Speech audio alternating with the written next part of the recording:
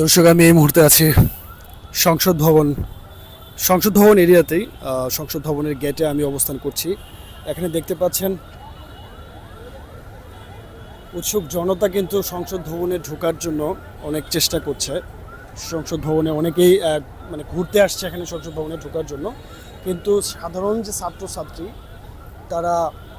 তাদের সামনে ঢাল হয়ে দাঁড়িয়েছে যে তাদের এই রাষ্ট্রীয় সম্পদ যে সংসদ ভবন সেটি কিন্তু রক্ষা করার জন্যই তারা সামনে ঢাল হয়ে দাঁড়িয়েছে এবং এই সংসদ ভবনের নিরাপত্তার জন্য কিন্তু তারা চেষ্টা করে যাচ্ছে, সর্বোচ্চ চেষ্টা করে যাচ্ছে। আমরা দেখতে পাচ্ছিলাম যে সংসদ ভবনের চারিপাশেই কিন্তু সাধারণ শিক্ষার্থীরা তারা অবস্থান নিয়েছেন এবং সংসদ ভবনে না ঢোকার কোনোভাবেই তারা এটাকে অ্যালাউ করছে না।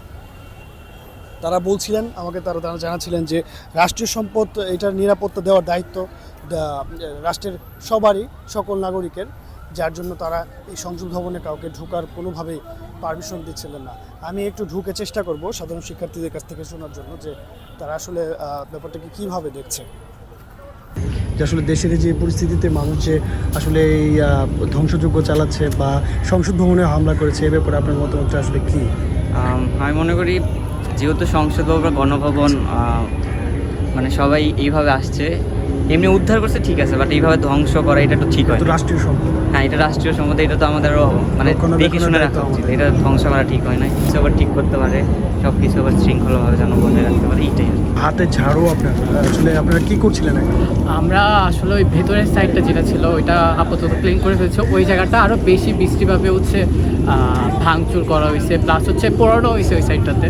তো আমরা মোটামুটি ওই সাইডটা ক্লিন করার ট্রাই করেছি। যেমন অনেক জিনিসপত্র যেগুলো আছে এগুলো সবই তো আমাদের রাষ্ট্রীয় সম্পদ, আমাদের সম্পদ।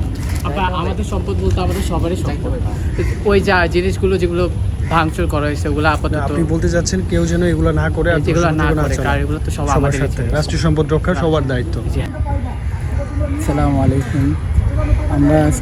আমরা ছাত্র জনতা আমরা স্বৈরাচারী ফ্যাসিবাদী সরকারকে দূর করেছি। তো আমাদের সংসদকে কলুষিতে মুক্ত করতে চেয়েছি, আমরা করতে পেরেছি। কিন্তু আমাদের দেশে যে জনগণ, যে মূর্খ জাতি, তারা আবারও মূর্খ জাতির মতো পরিচয় দিল। আমাদের দেশের সম্পদ কীভাবে নষ্ট করেছে ইতিমধ্যে আপনারা দেখতে পাচ্ছেন। আমরা একটু আগেই আমরা সংসদ ভবনের ভিতর থেকে আসলাম, দেখলাম ভিতরে স্পিকার যত আছে সব ভেঙে নিয়ে গেছে। লকারগুলো ভেঙে তারা জিনিসপত্র যা ছিল সব নিয়ে গেছে। ভিতরে চেয়ার, থাই সব কিছু ভেঙে ফেলাইছে। বিবেককে প্রশ্ন করুন, এগুলো কাদের? শেখ হাসিনা না আমাদের? কাদের জিনিস নষ্ট করলেন?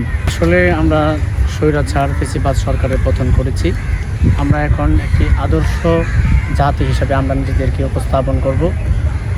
সেই লক্ষ্যে আমরা যারা রাষ্ট্রীয় সম্পদ নষ্ট করেছি এবং মন মানসিকতা এমন আছে যে আমরা রাষ্ট্রীয় সম্পদ নষ্ট করব। সকাল থেকে এখানে ছিলেন? পরিহার করব। হ্যাঁ, আমরা এখানে সকাল থেকে আছি। কি পরিমাণ ছাত্রছাত্রী এখন বর্তমানে আছে এখানে? 150 স্টুডেন্ট আছে, সকলেই পরিষ্কার এবং বিভিন্ন ভলেন্টিয়ারের দায়িত্ব পালন করছে। এই যে দেশের যে এখন যে অবস্থাটা, এই যে সংসদ ভবন গতকালে হামলা হইলো, তারপরে না এটা আসলে মানুষের মনের ক্ষোভ, তারপরেও রাষ্ট্রীয় সম্পদগুলো কি ভাঙচুর করা বা ভাঙচুর করা ঠিক হয়নি। এটা মানুষের মনের ক্ষোভে এই ভাঙচুরটা করছে। তবে তো আমি কালকে জিজ্ঞেস করছি যে ভাই এইগুলো নিচ্ছেন কেন? কেউ কেউ বলে যে এইগুলি হচ্ছে যে স্বৈরাচারের যে অত্যাচার ছিল তার এই জিনিসগুলো নিয়ে মাঝে মাঝে থুতু দিব, মনের ক্ষোভে থুতু দিব, এই জন্য এই জিনিসগুলো নিচ্ছে। এখন যে উৎসুক জনতার যে ভিড়, তারা সবাই চাচ্ছে যে সংসদ ভবনটা একটু ঘুরে দেখার। এখন ছাত্ররা আবার ভিতরে এটাকে পরিষ্কার পরিচ্ছন্ন রেখেছে। আমাদের ছাত্ররা যে কত শান্তিপ্রিয়, সেটা দেখেই বোঝা যাচ্ছে। তারা নিজেদের উদ্যোগে সমস্ত কিছু পরিষ্কার পরিচ্ছন্ন করছে এবং ঝাড়ু দিচ্ছে। যে ছেলেগুলি ঝাড়ু দিচ্ছে খুব প্রশংসনীয়, যে তারা জনগণকে পরবর্তীতে প্রবেশ করতে দিচ্ছে না, পরিষ্কার পরিচ্ছন্ন করছে। এবং আরও দেখতেছি যে যারা কিছু নিয়ে গেছে গণভবন থেকে, সেটা ফেরত আনারও উদ্যোগ নিছে স্টুডেন্টরা।